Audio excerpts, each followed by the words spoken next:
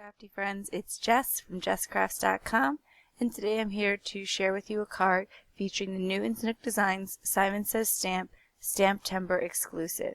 Jennifer Jackson, who's the owner and illustrator of Nook Designs, collaborated with Simon Says Stamp to create this exclusive stamp set that is available only at Simon Says Stamp throughout the month of September, and it features some of Newton's most adorable and well-known characters, all ready for fall and interacting and playing in the fall leaves. We have a cute image of Newton sort of rolling around in the leaves. There's Winston raking the leaves, and then our bunny friend who is picking the leaves. Our bunny friend does not have a name yet, but maybe he will get one in the future. He's featured in quite a few stamp sets. So for today's card, I'm actually going to make two cards at the same time with two different images from the set, and I'm going to go back and forth on the cards, sharing how I am completing a step on one card, and then I might shift over to the next in the video. But the steps for the cards are very similar. The main difference is the colors that I chose to color the images in. I'm stamping them with My Favorite Things Black Licorice Hybrid ink because I will be doing some Copic coloring. But before I get started on my coloring, I want to more fully set the scene, and so I am taking Tumbled Glass and Bundled Sage Distress ink and just sponging on a sky using the blending tool. So I'm just pulling a little bit of color from the top down towards Newton. I'm not trying to have the color be right at the edge of Newton, but instead just surrounding him, and so it leaves this little halo around him. And then for the bundled sage, I just want to create a little appearance of grass, so I'm running that blending foam just along the very edge. It might overlap with a few of the leaves, but that's okay because once you add the Copic coloring, you'll probably hardly notice. Just be careful that because you're going to be putting a lot of ink on your mat when you do your blending, that you don't mix the colors. I got a slight bit of green into one of my blue skies, so when you switch colors, you might just want to wipe off your mat quickly, as some of that distress ink will stick to your mat, and particularly with this Ranger craft sheet, it doesn't absorb the ink, and so it will spread.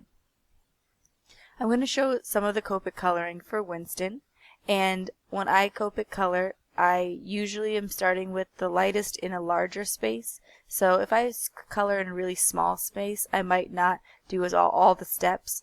But here I start with the lightest and I pull it in. You can see my marker colors there on the side. But I don't go all the way to the center because I want to create a strong highlight. Also, I want to create deep shadows. So I have the E37 and 35.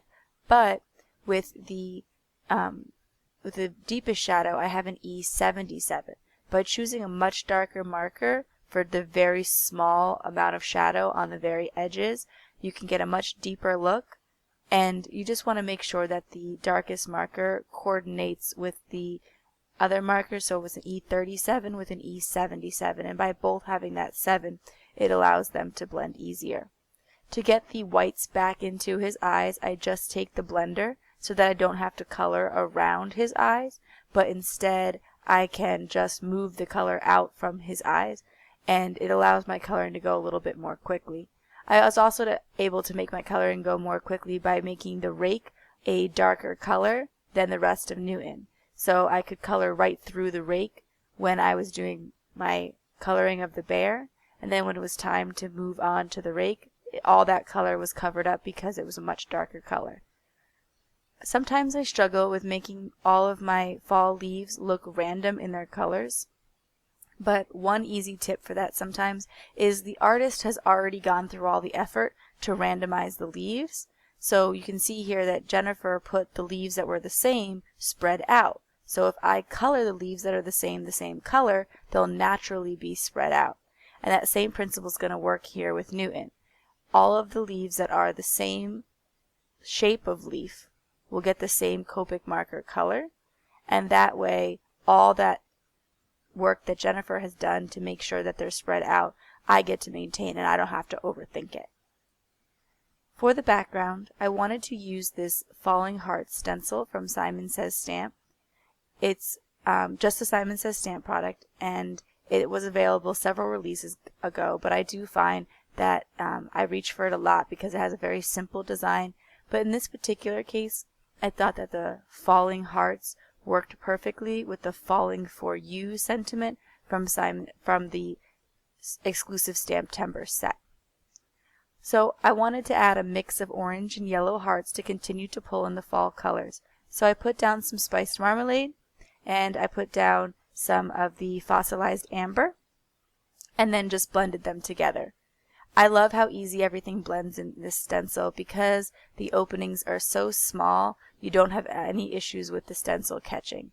And then I just wanted to add in the leaves, so the hearts are falling and so are the leaves, tying in perfectly with the sentiment falling for you. So I'm just stamping them in that spiced marmalade so that everything coordinates easily. And I'll just do it randomly, including in the areas where the hearts are heavy, and I'm not worried that if they're overlapping the hearts. So sometimes there's a heart in between the leaves, and that's okay. I wanted to dull this down a little bit because it was such a bright white compared to most of the card, and since I've been using distress ink all over the card, I decided to take some antique linen and just distress the edges mostly, but when I had only a little bit of ink left, I just ran it over the whole panel just so that nothing would be as bright of a white. And then it was time to stamp in that falling for you sentiment that I had planned to use the whole time.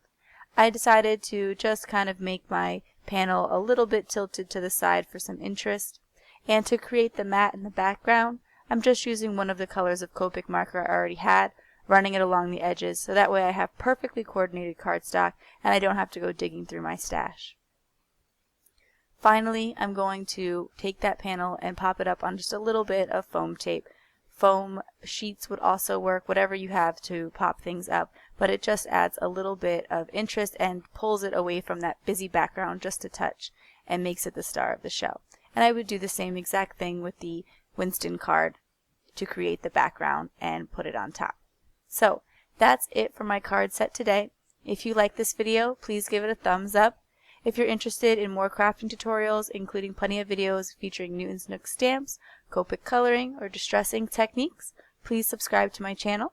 I'm going to leave you a link to the Simon Says Stamp blog post where you can find out more about this exclusive Stamptember set. Thanks for watching. Bye.